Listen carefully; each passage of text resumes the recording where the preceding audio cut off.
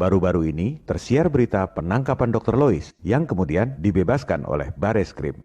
Ia dituduh menyebarkan hoax yang meresahkan masyarakat. Pemicunya antara lain siaran podcast di mana Dr. Lois mengemukakan pandangan medis yang berbeda dengan kebanyakan dokter tentang masalah COVID. Wajarkah orang yang beda pendapat soal sains itu ditangkap?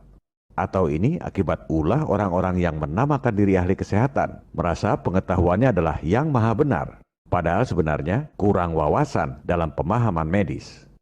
Mari kita bicara fakta dan data. Kita ambil contoh virus lain, yaitu HIV. Hampir semua orang di dunia mengatakan HIV adalah virus yang berbahaya, penyebab penyakit AIDS yang sampai sekarang tak ada obatnya. Makanya harus makan obat farmasi, bisa jadi seumur hidup.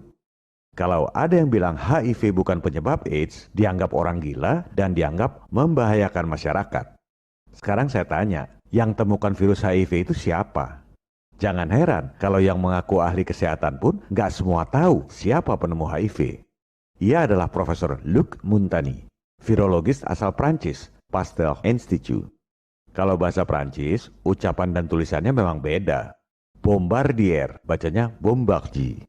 Louis Pasteur, bacanya Louis Pasteur. Montagnier, bacanya Montagny.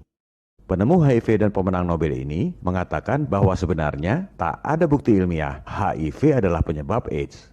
Dan HIV itu hilang sendiri dalam beberapa minggu akibat imunitas. Obatnya cukup air putih. Ini ada fakta dokumennya, wawancara Profesor Montagny di Pasteur Institute. Ia mengatakan yang tidak kita miliki dan selalu saya akui, apakah betul HIV itu penyebab AIDS? 95% dokter nggak tahu soal ini. Yang diajarkan di sekolah kedokteran beda dengan fakta yang dialami sendiri oleh sang penemu. Bukan berarti yang 95% itu benar. Apa pentingnya soal ini? Ini bukan soal ego, siapa yang lebih pintar dan siapa yang lebih bodoh. Ini soal kesehatan rakyat. Kalau tersangka virusnya aja udah salah, berarti alat tes salah semua, obat salah semua, vaksin salah semua. Makanya sudah 37 tahun ini AIDS nggak pernah ada obatnya, nggak ada vaksinnya. Karena asumsi dasarnya yang salah, tersangka virusnya yang salah. Dan kebanyakan dokter nggak sadar karena memang sengaja nggak diajarkan di sekolah-sekolah kedokteran yang pelajarannya dibuat oleh mafia global. Dan tidak diberitakan di media-media mainstream yang dimiliki oleh mafia global. The greatest trick the devil ever pulled was convincing the world he didn't exist. Aib 37 tahun ini diulang lagi dengan skala yang lebih besar, COVID-19. Inilah membuka aib pengobatan berpuluh tahun yang terjadi di rumah sakit. Kenapa orang jadi parah, kenapa kemudian orang masuk ICU. Inilah intisari dari apa yang disampaikan oleh Dr. Lois. Untuk kebaikan rakyat, bukan untuk kebaikan para bandar obat farmasi. Sekarang kita dengar langsung pernyataan Profesor Montagny tentang apa obat HIV yang sesungguhnya. We can be exposed to HIV many times without being chronically infected. Our immune system could get rid of the virus within a few weeks if you have a good immune system. So there are many ways which are not the vaccine, the magic name, the vaccine. Many ways to decrease the transmission just by simple measures of nutrition, giving antioxidants, proper antioxidants, hygiene measures, fighting the other infections. So they are not spectacular, but they could, decrease very well the epidemic. If you have a good immune system, then your body can naturally get rid of HIV. Yes. Mau bantah apa? Mau dibilang hoax? Penemu HIV dan pemenang Nobel ditangkap karena omongannya beda dengan kebanyakan dokter yang nggak pernah nemuin apa-apa.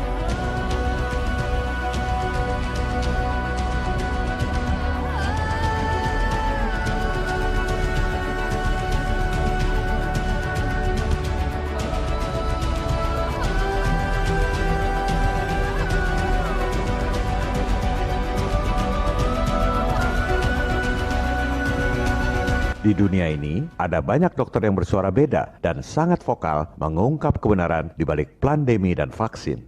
Tapi nggak ada orang bodoh yang melaporkan ke polisi.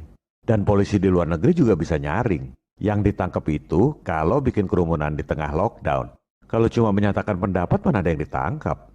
Zaman Orba dulu yang ditangkap adalah aktivis politik. Mengkritik pemerintah, ditangkap. Dr. Lois ini aktivis kesehatan, mengkritik sistem kedokteran global. Masa ditangkap? Nanti orang bilang rezim zaman now ini lebih kejam dan lebih otoriter dari rezim Orba. Memang risiko menyampaikan kebenaran itu selalu ada haters. Zaman dulu, Soekarno juga dibilang penghasut rakyat oleh para haters. Yang ngelapori Soekarno itu orang-orang lokal, kacung penjajah. Belanda hitam ini memang lebih kejam dari Belanda bule. Begitu juga Dr. Lois. Jarang sekali dokter, apalagi wanita, berani speak up melawan arus. Berani menyampaikan kebenaran, meski tahu akan dihujat, dicaci maki, dikatakan gila oleh para pembencinya. Makanya kita juluki Queen of the Truth. Inspirasinya dari Jokowi yang dijuluki mahasiswa BEM UI sebagai King of Lip Service alias Raja Omdo. Presiden kita ini memang inspirasional sekali, mahkotanya. Sekaligus saya koreksi, kemarin saya pasang foto yang salah. Foto itu saya ambil dari Google Image, artikel di media pikiran rakyat. Tulisannya, tak percaya COVID, Dr. Lois ditangkap polisi. Berarti benar dong fotonya. Saya ambil, ternyata salah. Ya sudah, foto orang lain ini kita singkirkan, kita ganti dengan foto Dr. Lois yang benar. Gitu aja kok repot. Tapi ada bagusnya juga sih saya kemarin salah pasang foto. Artinya saya nggak kongkal-lingkong dengan Dr. Lois. Naruh foto aja salah orang. Memang risiko melawan arus itu pasti banyak haters. Haters gonna hate. Contohnya, ada channel yang sampai memfitnah Dr. Lois secara personal. Ngakunya guru, tapi memfitnah istri dan suami orang lain. Itu namanya guru cabul. Bicara guru cabul ini, saya jadi ingat Soekarno. Tahun 1940 pernah bikin ungkapan yang terkenal, Islam Sontoloyo. Itu karena Soekarno muak dengan kelakuan guru cabul. Ngakunya guru, berpakaian muslim, tapi cabul. Istilah Islam Sontoloyo ini dikemukakan Bung Karno di media terkemuka saat itu, Panji Islam. Guru cabul zaman now, lihat Dr. Lois langsung syahwatnya naik. Imajinasinya jadi liar. Saya dilapori viewers karena saya memang nggak pernah nonton channel sampah. Katanya guru cabul memfitnah Dr. Lois, istrinya Bos Darling.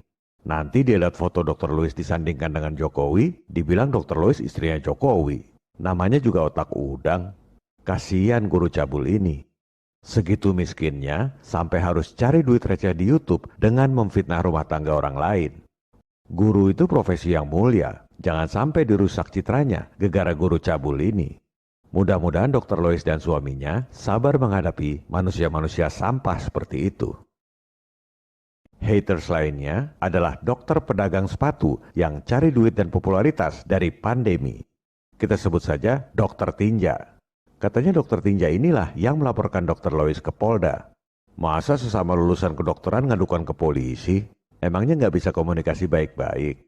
Kapan majunya kedokteran Indonesia kalau kayak begitu? Saya dengar kabar katanya dilaporkan pagi, siangnya aparat Polda menciduk Dr. Lois di tempat kediamannya. Cepat sekali. Kapan diprosesnya itu laporan? Kayaknya nggak perlu deh, manggil ibu-ibu aja sampai kerahkan aparat begitu banyak. Kan sayang buang-buang anggaran. Dan entah apa motivasi Dr. Tinja melaporkan dokter lain yang berpendapat beda. Mau nyenengin bandar vaksin apa gimana? Untung kasusnya diambil alih Bareskrim yang kemudian membebaskan Dr. Lois. Kita sampaikan apresiasi untuk Bareskrim. Untung di luar negeri nggak ada dokter penjilat bandar vaksin seperti Dr. Tinja. Kalau ada, mungkin penemu HIV yang bilang nggak perlu vaksin sudah dilapori ke polisi oleh dokter pansos yang nggak pernah nemukan apa-apa.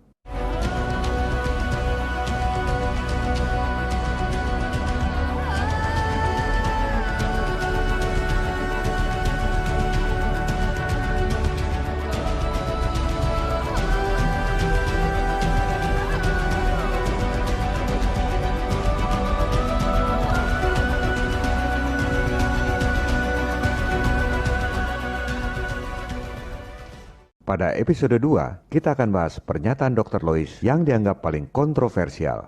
COVID-19 itu sebenarnya ada atau tidak? Ini bukan soal percaya atau tidak percaya, tapi soal fakta dokumen. Para pakar ini bicara panjang lebar tentang COVID, padahal nggak pernah baca penelitian penentuan spesies COVID di Wuhan. Stop bicara teori dan opini. Kita selalu bicara fakta dokumen penelitian. Tantangan terbuka bagi semua orang yang menamakan diri pakar kesehatan. Mana fakta dokumen dasar penentuan spesies COVID sebelum diumumkan WHO tanggal 12 Januari 2020? Penelitian tanggal berapa, di mana? Halaman berapa pembuktian sebab akibatnya? Pasti nggak tahu karena nggak pernah baca. Kalau dibaca, memang nggak ada pembuktian sebab akibatnya. Artinya, tak ada bukti yang solid bahwa si tersangka virus yang dipropagandakan itu adalah penyebab penyakit COVID. Kita bukan dokter, tapi kita lakukan hal yang paling prinsip yang nggak pernah dilakukan oleh para pakar.